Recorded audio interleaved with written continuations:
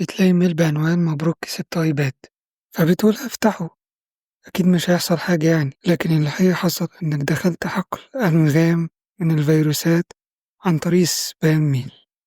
تعالوا نعرف إيه اللي بيحصل لما تفتح سبام ميل.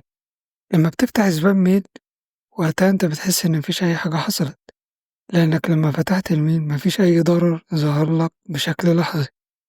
لكن احتمال كبير لما تفتح سبام ميل إن في محتوى خارجي اتحمل، زي مثلا صور على سيرفر خارجي تابع لحد تاني.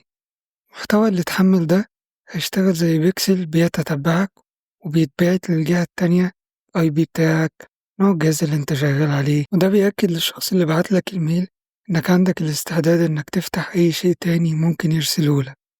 مفيش اي ضرر او حاجة حصل لسه، لكن الهاكر اكتشف عندك ثغرة للدخول. طيب ايه اللي هيحصل لو الميل بيظهر الصور عندك بشكل اوتوماتيك او تلقائي؟ لو الميل عندك بيظهر الصور بشكل اوتوماتيك، وده غالبا بيحصل عند الناس كلها، الموضوع بيدخل في مرحلة أخطر، لأن الصور ممكن يكون فيها كود تجسس على عنوانك، على جهازك، على مكانك، كمان الوقت اللي انت فتحت فيه. يعني كأن حد ركب ليك GPS سري وانت مش واخد بالك. كده برضه لسه محصلش أي هاك أو ضرر لأنك ما دوستش على الصورة أو حتى على لينك. نفترض دلوقتي بقى إنك دوست على الرابط، فضول غلبك، ضغطت على الرابط. الاحتمال دلوقتي إن الهاكر دخلك على موقع هو عامله، لكن الموقع ده صورة طبق الأصل من موقع أنت دايما بتدخل عليه، زي مثلا موقع البنك، فبتبتدي تدخل معلومات دخولك كده هو عارفها.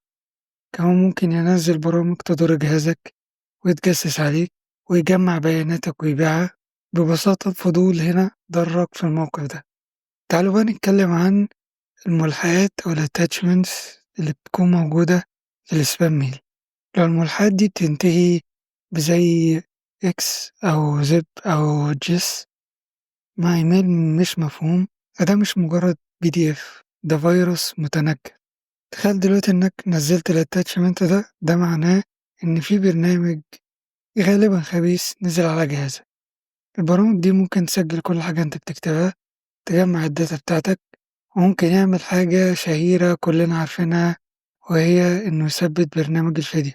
نتخيل بقى دلوقتي إنك عديت المرحلة الأخيرة في إنك دفعت الفدية وجهازك رجع، أو فرمت الجهاز وقدرت ترجع بالسلامة تاني. هل الحكاية بتقف هنا؟ الحقيقي لأ، لأن إيميلك بقى بيتباع في الدارك ويب، لأنك ببساطة دوست على سبام ميل. بقى الميل بتاعك مصنف إن ممكن بسهولة تخترق. فعادي مثلا لما تلاقي إيلون ماسك باعتلك محتاج $100 سلف مثلا. طيب إيه اللي بيحصل بقى لما ترد على سبام ميل؟ في ناس بتزهق من كتر السبام ميل اللي بتجيلها، فتبتدي ترد، بطلوا تبعتولي، شيلوني من الليست بتاعكو. الحقيقة اللي بيرد كده بقى متفاعل معاهم، أثبت لهم إنه شخص حقيقي، فمش هيسيبك في حالك برضو لحد ما يدور على ثغرة يدخلك منها حتى لو بشكل عاطفي. في النهاية الإيميلات السبام زي لغم في الإنبوكس بتاعك، في منها العادي وفي ممكن اللي يبوظ حياتك الرقمية. هتفتح واحد مش هيحصل حاجة، لكن هتفتح التاني ممكن تكون بداية رحلة سرقة هويتك، أو فيروس على جهازك، أو فوضى في كل إيميلك. فحاول دايما لما تشوف إيميلات غريبة ما تدوس على لينكات، ما تحملش فايلات، ما تردش من الأساس، لأن الأسوأ من إنك تواجه السبام ده إنك بتفتح على نفسك باب خطر، خصوصا لو أنت ما عندكش أي حماية.